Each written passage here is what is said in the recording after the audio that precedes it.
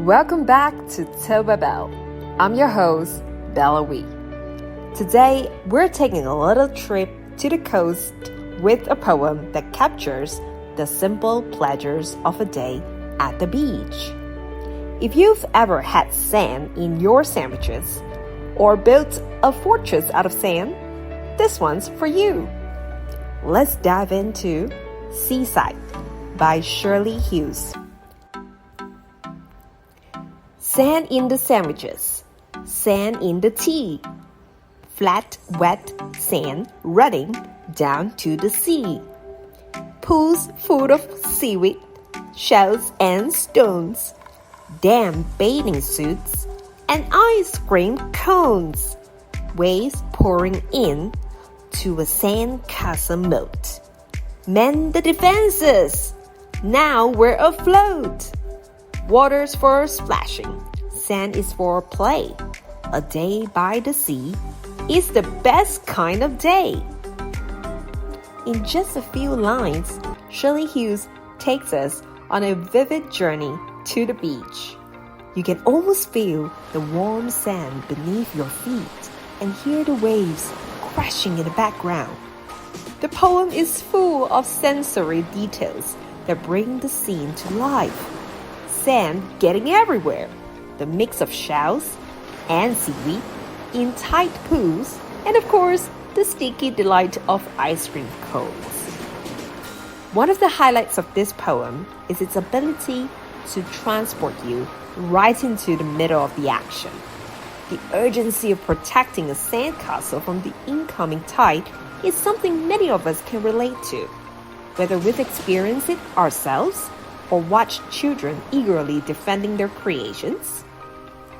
There's a playful tension in those moments, knowing the sea will win eventually, but enjoying the game while it lasts. Shirley Hughes also taps into the timelessness of these seaside moments.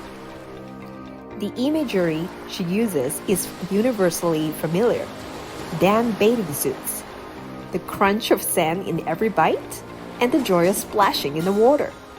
These are experiences that many of us have shared, making the poem feel like a snapshot of collective memories. What stands out about Seaside is how it captures both the little inconveniences and the sheer joy of a day by the water.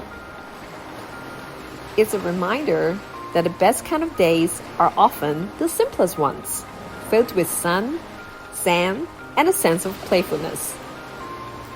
Next is the poem that talks about a feeling many of us know all too well, the fear of the dark. Let's explore The Dark by Adrian Henry. I don't like the dark coming down on my head. It feels like a blanket thrown over the bed.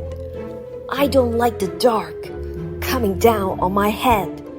I don't like the dark coming down over me. It feels like the room's full of things I can't see. I don't like the dark coming down over me. There isn't enough light from under the door. It only just reaches the edge of the floor. There isn't enough light from under the door.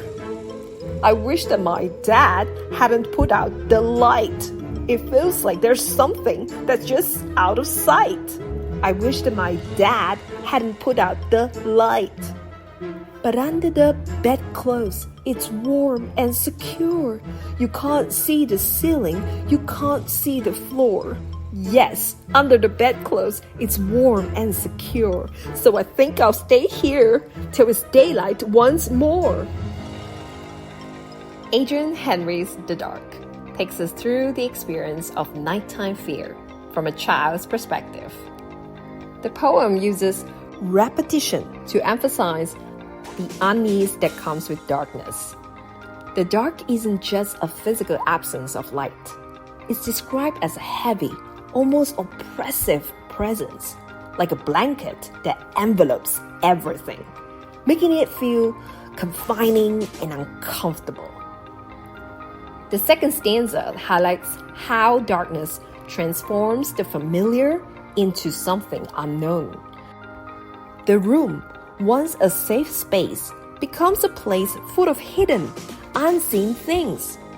It's a powerful way to illustrate how our imagination can amplify our fears, making the dark seem even more daunting. Henry also touches on the frustration of inadequate light. The small amount of light seeping from under the door doesn't provide much comfort, only illuminating a sliver of the room. This detail underscores the feeling of isolation and vulnerability when surrounded by darkness. The final stanza offers a shift in tone, finding solace in the safety of bedclothes. Here, the darkness is pushed away, and the warmth and security of being under the covers become a refuge. It's a clever way to show how sometimes comfort can be found in small, personal spaces, even when the larger world outside feels intimidating. Through this poem, we see a journey from fear to comfort, capturing the emotional landscape of a child's nighttime experience. It's a vivid reminder of how our surroundings can change drastically when viewed through the lens of fear, and how finding small sources of comfort can help us face those fears. Thank you for joining me today to venture into a bit of childhood nostalgia, and may you find your own warm and secure spots, even in the darkest moments. Until next time on Tell Babel.